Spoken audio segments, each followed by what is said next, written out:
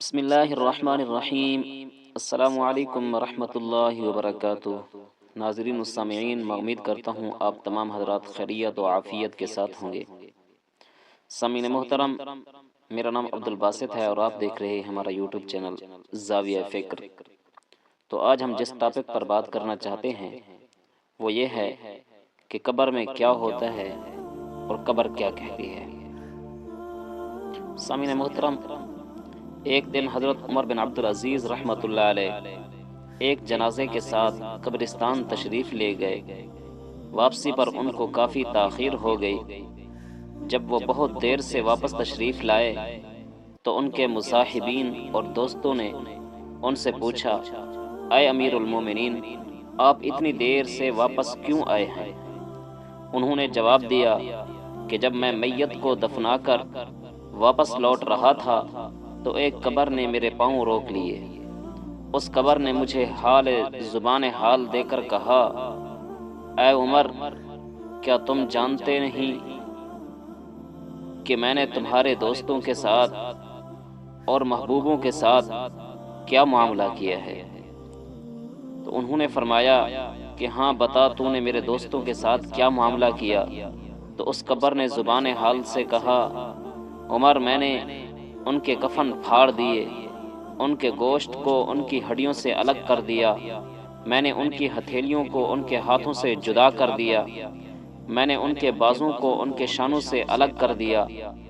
ان کے گھٹنوں کو ان کی رانوں سے الگ کر دیا، اور میں نے ان کے جسم کے ہر حصے کو الگ الگ کر کے کیڑے مکوڑوں کے لیے چھوڑ دیا۔ یہ کہہ کر حضرت عمر بن عبدالعزیز رحمۃ اللہ علیہ رونے لگے اور فرمایا، یقیناً اس دنیا کی زندگی بڑی مختصر ہے، یہاں کی عزت دھوکہ ہے، یہ جتنا تیزی سے آتی ہے اتنا ہی تیزی سے واپس جاتی ہے، یہ دنیا کی زندگی تمہیں دھوکے میں نہ ڈال دے۔ اللہ تعالیٰ کا فرمان ہے، یا ایھا الناس ان وعد اللہ حق فلا تغرنکم الحیاۃ الدنیا ولا یغرنکم باللہ الغرور۔ اے لوگو، یقیناً اللہ کا وعدہ حق ہے، تمہیں دنیا کی زندگی دھوکے میں نہ ڈال دے، اور وہ دھوکے باز شیطان تمہیں اللہ سے دھوکے میں نہ ڈال دے۔ اے میرے بھائی، ہم اور آپ قبر کو ایک معمولی کھودا ہوا گڑھا سمجھتے ہیں، لیکن یہ کوئی معمولی سا گڑھا نہیں، بلکہ یہ وہ جگہ ہے جہاں پر نہ کوئی دوست ہے، نہ کوئی ساتھی ہے، اور نہ ہی کوئی قصہ گو ہے، بلکہ یہ وہ جگہ ہے جہاں پر بڑے بڑے حکماء اور دانشوران بھی آتے ہیں، اور یہی وہ جگہ ہے جہاں پر حقیر فقیر، عزت دار اور ذلیل لوگ بھی آتے ہیں، اور سب بس ایک کفن اور تھوڑی سی کافور لے کر آتے ہیں۔ یہ وہ عدالت ہے جہاں پوری زندگی کا حساب صرف چند سوالوں میں سن کر فیصلہ سنا دیا جاتا ہے، اور پھر یہ قبر یا تو جنت کے باغوں میں سے ایک باغ ہے یا جہنم کے گڑھوں میں سے ایک گڑھا۔ اے میرے بھائی، آپ یقین کیجئے، آپ دنیا میں جس کے ساتھ ہر وقت رہتے ہیں، جس سے آپ محبت کرتے ہیں، جس کی ہر چیز کو آپ پسند کرتے ہیں، اگر وہ مر جائے، آپ اس کو دفنائیں، آپ دفنانے کے 3 دن کے بعد اس کی قبر میں اس کی حالت کو دیکھیں تو آپ اس کی حالت دہشت ناکی اور خوف ناکی سے بھاگ کھڑے ہوں گے، کیونکہ وہ آپ کو صرف سڑے ہوئے گوشت، اس کی قبر میں دوڑتے ہوئے کیڑے، بکھری ہوئی ہڈیاں اور بوسیدہ کفن ملے گا۔ جب آدمی کی قبر میں پہلی رات ہوتی ہے تو قبر اس سے پوچھتی ہے، اے آدم کے بیٹے، تمہیں دنیا میں کس چیز نے مجھ سے دھوکے میں ڈال رکھا تھا؟ آج تیرا وہ گھر کہاں ہے جس کو تو نے بہت اونچا بنایا تھا؟ آج تیری وہ عزت کہاں ہے جس کو کمانے کے لیے تو نے لوگوں کو ذلیل کیا تھا؟ تو نے تو دنیا میں اپنے لیے بہت سی آسائش اور آرائش کے سامان مہیا کیا تھا، آج وہ تیرا سامان کہاں ہے؟ تجھے کیا ہو گیا ہے کہ تو اپنے اوپر گناہوں کا بوجھ لاد کر میرے پاس آیا ہے؟ اے میرے بھائی، آپ کبھی قبرستان گئے ہو؟ کبھی کبھی جایا کریں، اور قبروں کو دیکھ کر سوچا کریں کہ وہ جسم جس پر وہ لوگ اتراتے تھے آج وہ جسم کہاں ہیں، وہ ہڈیاں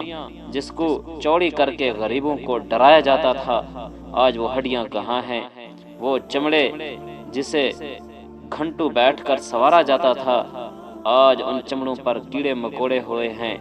وہ زلفیں جسے پیروں تک سوارا جاتا تھا آج ان زلفوں کی کیا حالت ہو گئی ہے، جس کے جسم کل تک حسن کی مثال بنا کرتے تھے آج ان جسموں کی کیا حالت ہو گئی ہے، دانت باہر آ گئے ہیں، آنکھیں ابلی پڑی ہیں، گوشت ہڈیوں سے اتر چکا ہے، آج ان کا کوئی پرسان حال نہیں ہے، آج ان کی خدمت گار کہاں ہیں، آج ان کے عالی شان اور بلند مکان کہاں ہیں، ان کی عمدہ باریک اور خوبصورت لباس کہاں ہیں، ان کے عمدہ خوشبو کہاں ہے، اے بھائی قبر کے اوپر اگرچہ مٹی کا ڈھیر پڑا ہوتا ہے لیکن آپ صرف اسے مٹی کا ڈھیر مت سمجھیے گا، کیونکہ اس کے اندر حسرتوں کا، افسوس کا اور شرمندگی کا انبار پڑا ہوتا ہے۔ آپ جانتے ہیں کہ قبر میں پہلی رات کیا ہوتا ہے، جب بندہ قبر میں جاتا ہے تو اس کے ساتھ قبر کیا معاملہ کرتی ہے، آپ ذرا تصور کیجئے، آئیے آپ میرے ساتھ ذرا سوچئے کہ آپ کو آپ کے بیٹے، باپ، آپ کے بھائی اور آپ کے دوستوں نے قبر میں لٹا دیا، آپ کے اوپر تختہ برابر کر دیا اور اس کے اوپر ڈھیر مٹی ڈال دی اور آپ کو اندھیرے میں تنہے تنہا بند کر کے چھوڑ کر سب چلے گئے اور آپ وہاں بالکل تنہا ہیں، آپ ان کے جوتوں کی آواز کو سن رہے ہیں، وہاں اتنی تاریکی ہے کہ ہاتھ کو ہاتھ بھی نظر نہیں آ رہا، وحشت ناک تاریکی، ڈراؤنا اندھیرا، خوفناک ماحول، اس ڈرونی تاریکی اور وحشت تاریکی اور خطرناک ماحول میں ایک آواز آ رہی ہے، پتہ ہے کس کی آواز ہے؟